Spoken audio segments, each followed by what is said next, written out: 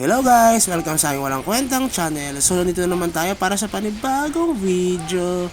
Ngayon guys, ay sabihin ko lang sa inyo yung aking secret. Kung bakit tayo naging malakas or paano maging malakas. Joke lang.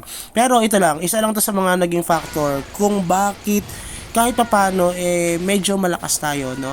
So, daily purchase ang ating topic ngayon. So, ito lang ang dapat na lagi niyong bilhin pag-ipunan nyo kahit papano. Daily ito. Itong sa skill talent natin, yung class talent, parang 50,000 lang siya. So, meron siyang 5 na limit. So, total of 250,000 no, na MUC. So, medyo masakit na yan. Pero, kahit hindi naman na kayo gumastos ng mga just dyan, at least kahit paano, mapapa-level nyo yan. Kasi magandang mga skills ang bigay sa atin yan or yung mga options na bigay sa atin. So tayo ay nasa level 61 na, parang 62 na ako ngayong araw na ito kasi na-level up ko na siya. Tapos dito naman sa skill talent, 5 limit lang din, tapos 20,000 in total of 100,000.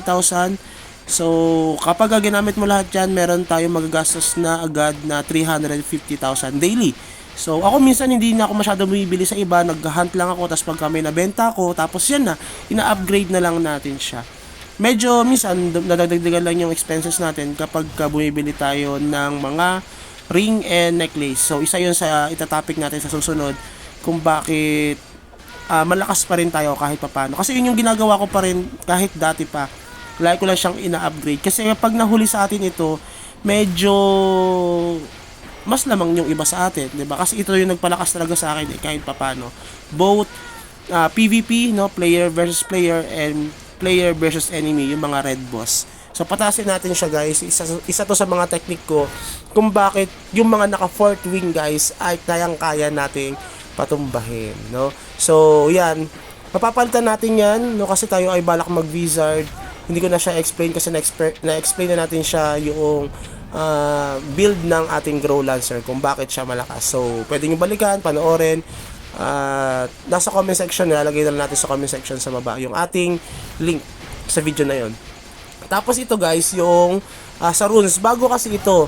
So, ina-upgrade ko rin siya kasi maganda yung bigay niya sa atin kapag ka ni-level up mo yung mga runes na ito. Parang may dagdag sa attack damage, then ang additional sa atin. So, yun ay mga inside na build sa character natin na hindi nakikita ng iba kasi pwede masilip tong sets natin, yung gears natin at yung mga elements, pero yung mga inside na build sa mga character natin ay hindi nila alam. So yan yung mga nakatago sa atin. So kung bakit sobrang lakas natin kahit papano, no, or nakakasabay pa rin tayo dahil sa mga paraan na ito.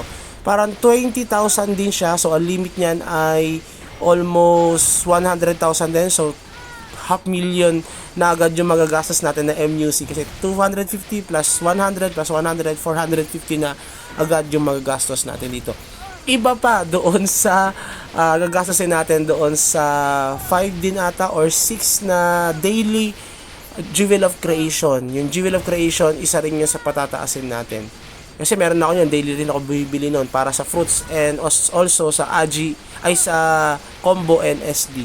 So yan yung ano yan. Susunod explain natin kung ibig sabihin yung mga runes na yan. Medyo nagko-contemplate pa ako kung paano ko ipapasok itong mga to. At medyo nag-experiment pa rin tayo kung paano ba yung magandang build dito. So ito patasin nyo rin, kuhain nyo rin to, daily purchase din, Jewel of Creation, kasi pandagdag yan sa pwedeng AGI or yung mga fruits natin, o stats fruit, or pwede rin naman gamitin siya doon sa mga seed natin and also sa combo fruits.